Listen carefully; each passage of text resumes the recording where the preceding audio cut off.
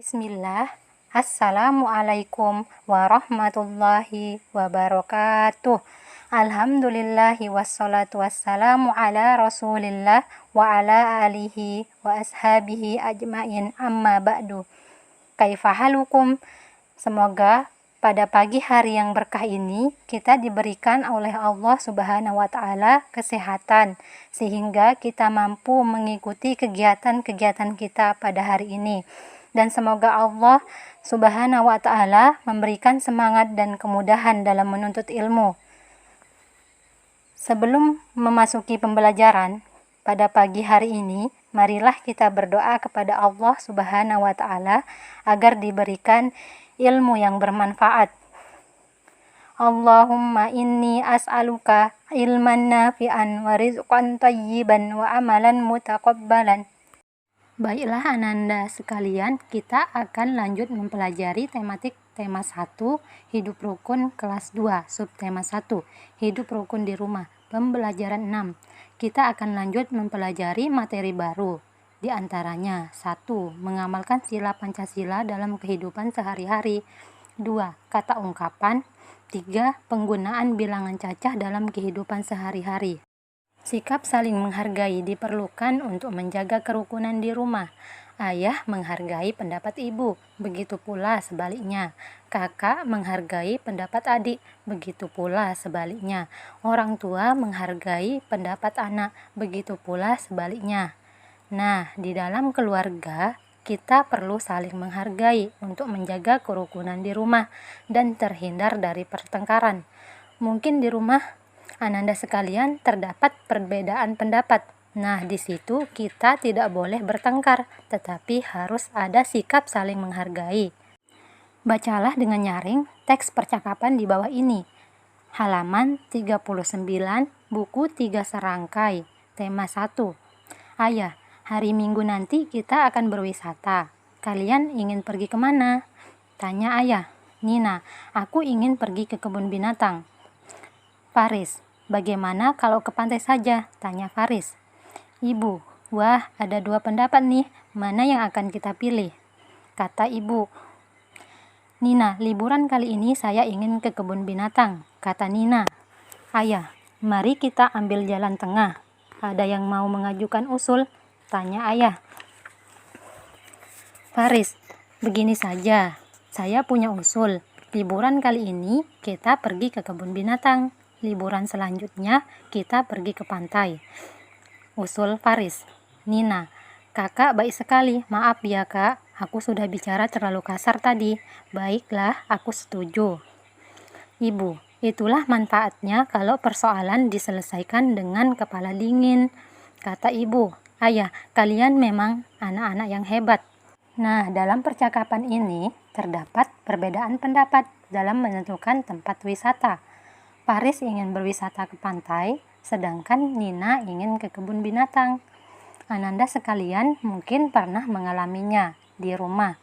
Mungkin kalian pernah beda pendapat dengan kakak atau adik kalian dalam menentukan tempat wisata atau tempat makan bersama keluarga mungkin. Nah, di dalam percakapan ini, Faris dan Nina memang beda pendapat. Lalu, di sini Faris mengusulkan, begini saja. Saya punya usul, liburan kali ini kita pergi ke kebun binatang dan liburan selanjutnya kita pergi ke pantai. Nah, di sini terjadi kesepakatan dari usulnya Faris dan akhirnya mereka pergi ke kebun binatang. Walaupun berbeda pendapat, kita harus tetap rukun dan saling menghargai. 1. Apa yang sedang dibicarakan dalam percakapan itu? Adakah Ananda yang mau menjawab? Nah, jadi, percakapan itu membicarakan tentang memilih tempat wisata.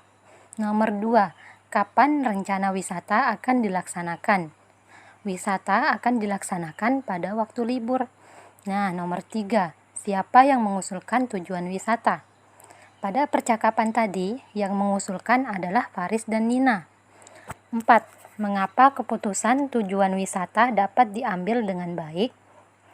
Mengapa tadi? Karena Faris tidak melaksanakan kehendak atau kemauannya. Faris mencari solusi atau jalan tengah supaya tidak terjadi pertengkaran. Yang terakhir, menurut pendapatmu, kejadian di dalam keluarga itu menerapkan sila keberapa Pancasila? Nah, dalam percakapan tadi ada diskusi atau musyawarah di dalamnya. Maka percakapan Faris dan keluarganya tadi merupakan sila keempat Pancasila. Membicarakan suatu masalah bersama-sama disebut dengan musyawarah. Ketika kita membicarakan suatu masalah bersama-sama dengan saling memberi pendapat, itu disebut musyawarah. Dalam percakapan tadi, Faris dan keluarganya sedang bermusyawarah memilih tempat wisata. Faris memilih berlibur ke pantai, sedangkan Nina ke kebun binatang.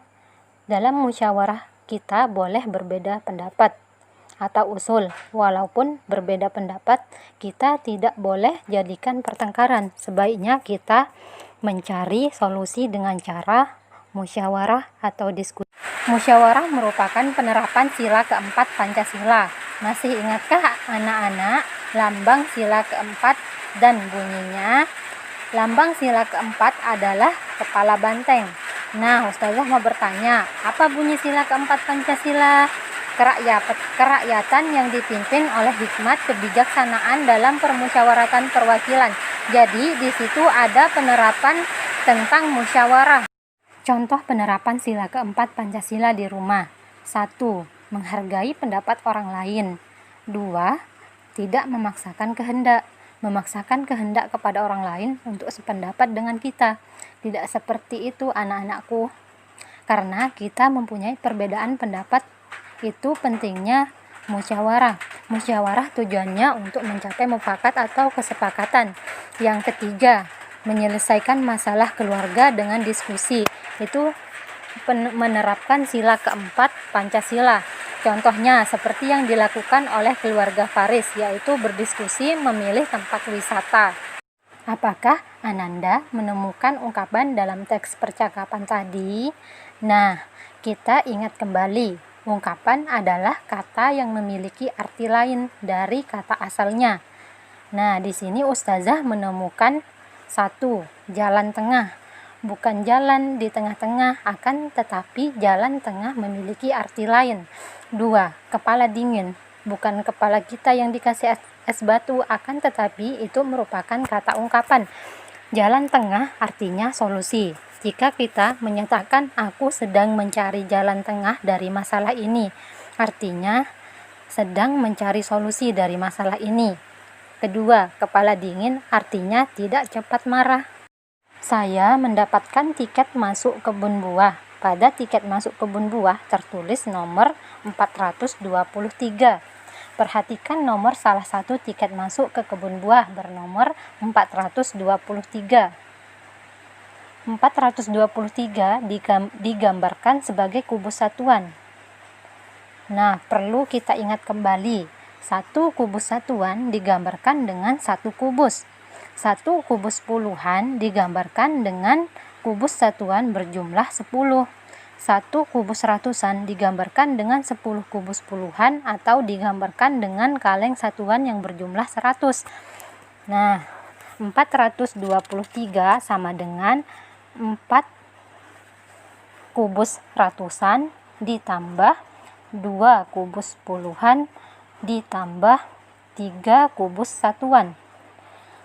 Nah, jadi banyaknya kubus adalah 423. Dibaca 423. Nah, Ustazah punya satu contoh lagi. Di sini terdapat lambang bilangan 248 sama dengan 2 kubus ratusan ditambah 4 kubus puluhan ditambah 8 kubus satuan sama dengan 248 yang dibaca 248. Nah, sekian materi untuk hari ini. Marilah kita tutup pembelajaran dengan membaca doa kafaratul majelis. Subhanakallahumma wa bihamdika ashhadu an la ilaha illa anta astaghfiruka wa atubu ilaik. Jazakumullahu khairan wa barakallahu fikum. Wassalamualaikum warahmatullahi wabarakatuh.